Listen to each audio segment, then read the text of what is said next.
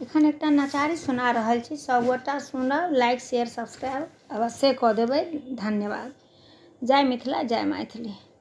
सुनू हे गौरी पति बम भोला, ठाढ़े विनय करै छी, किया ने कष्ट हरै छी, किया ने आँखि तकै छी। सुनू हे गौरी पति बम भोला, ठाढ़े विनय करै छी, किया ने कष्ट हरै छी, किया ने आँखि तकै छी। अपने सुतल छी बाबा, हमरा छोड़ै छी मझधारमे।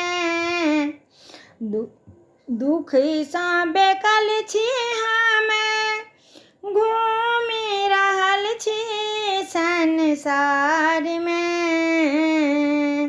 अपने सुतल छी बाबा, हमरा छोड़ै छी मझधारमे।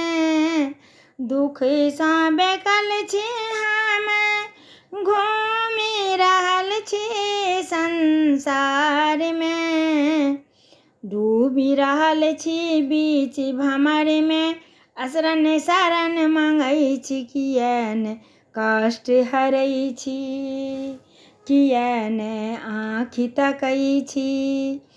अक्षत चंदन गंगा जल हम चढ़बै छी, यौ भोला गौरी शंकर के सदा मंत्र जपै छी।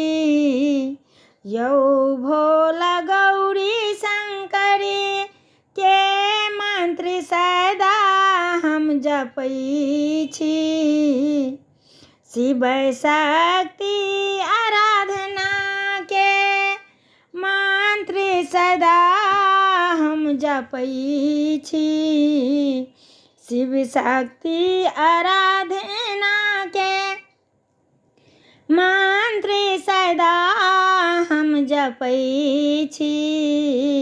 औढर दानी छी कैलाशी, अहीं के नाम जपै छी, किया ने कष्ट हरै छी, किया ने आँखि तकै छी।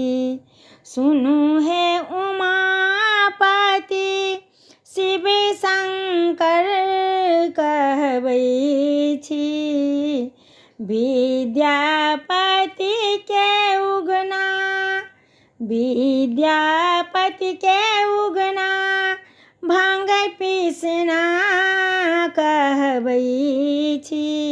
व्याकुल मोनसँ विनम्र भावसँ नाम अहीं के जपै छी, किया ने कष्ट हरै छी, यौ बाबा आँखि तकै छी।